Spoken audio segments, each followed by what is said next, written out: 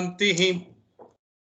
Welcome friends, we are immediately after the commencement of the Vinayaka Chaturthi, Ganesh Chaturthi. I think this is the Parva, I think till Ananta Chaturdashi, the 9th of September.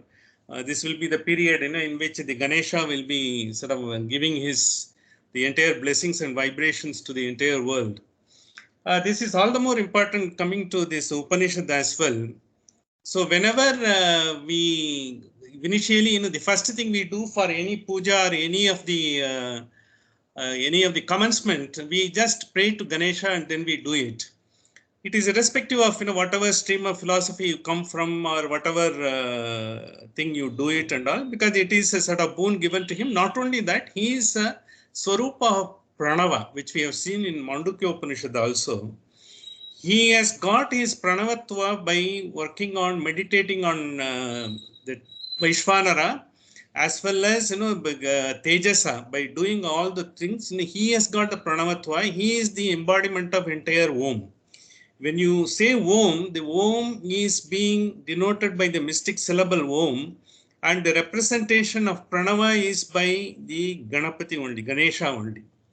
In fact, even when we do the puja in our sampradaya also, the first thing we say is it is from Ganesha Suktam. In fact, we will be meditating on the Ganesha Suktam immediately after this. In the Ganesha Suktam in Rigveda, it has got two versions. One is in Rigveda and one is in Yajurveda. This week, we will be seeing the Rigveda version. It is original and it is time immemorial, because it's being recited. It has got a particular intonation to recite. In that, the 10th sukta of this Ganesha Suktam, which normally we recite before we commencing our puja. Nishusita Ganapate Ganeshutvam Ahuhu. Nishusita Ganapate Ganeshutvam Ahuhu. You are everything. What I am doing is I am just getting it done by you. Tvam Ahuhu. When I am doing the puja, when you are doing puja, you may be doing everything, Padyam, Argyam and all. But he is getting it done by.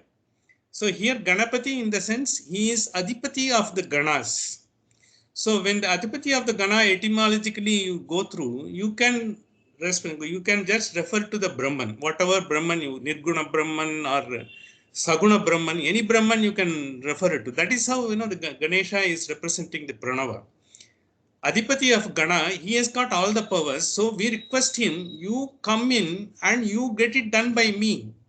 And he has to enable your fingers to take the argyam, padyam, everything, naivedyam, and even you are offering the flowers, pushpam, everything, he has to enable you. Supposing if at halfway through, you got a pain in the hand, if you can't do it, you can't do it. So to have nirvignam and to enable you to do, you pray to him. Nishusita Ganapate Ganesha Tvam Mahuhu Vipratam Kavina. Vipratamam Kavina.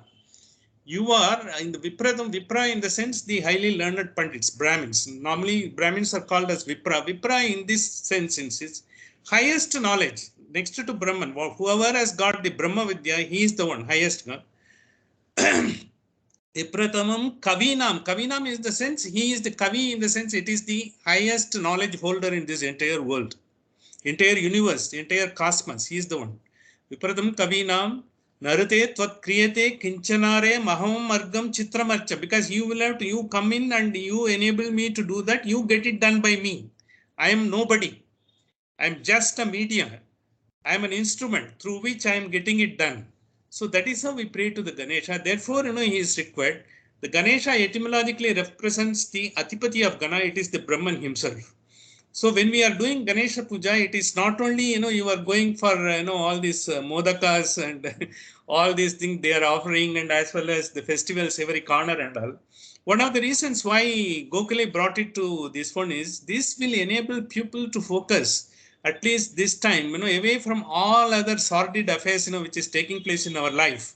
You can come back to the entire stream which is folding you in your life. This is what exactly this particular enables, and we will also see this particular mantra Nishusita Ganapate Ganeshutam Mahu in the meditation also. You will be hearing this.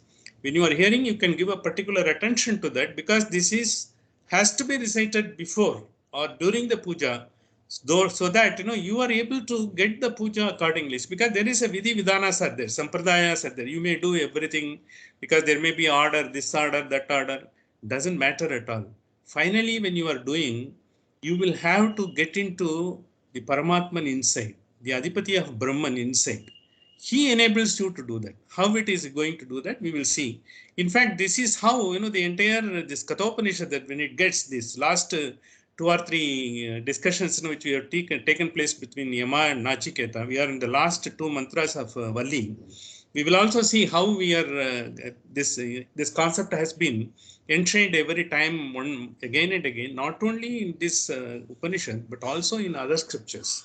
We will also referring to other scriptures other than Bhagavad Gita also. Of course, Bhagavad Gita has given whole lot of the chapter after chapter. It is giving you, it is taking you, because when you come to the 11th chapter, it is preparing you slowly towards the highest, because that is how it takes you stage by stage.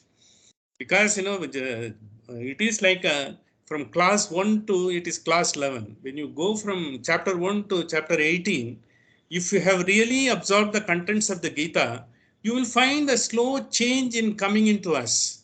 The very purpose of the Upanishad, why we are taking it up with a lot of practical example, is it should not be remain as a concept in the paper or the parchment. It has to be imbibed by us in our everyday life, has to be adopted, because so that we are able to bring a change. So by bringing the change, what you are telling, because it's not that, giving up everything. See, let us first have to get one concept clear. Upanishad doesn't say you give up everything, no desires, nothing and all. It says you have a desire, but then don't go for what the consequences of the desire is going to happen to you. You will have a desire. When you are a human being, you will have thoughts. We have been repeatedly telling, in all our Upanishads, none of the Upanishads, either Isavasya Upanishad or Keno Upanishadam or Talavakara Upanishadam or Mandukya Upanishadam, they have all been telling, because you will have 3 stages, you will have to live in this life. Because Jagrata Sthana and Swapna Sthana and Sushupta Sthana, all the 3 sthanas will be there. You will have to live through. In all these things, without desire, you cannot be living in the world, when you are awake. And when you can't dream unless you have a goal. What type of a goal you will have, because you will have a goal based on the desire. But basically what you happen is you refine your desire in such a way, it takes you to the highest level of the goal. The noblest goal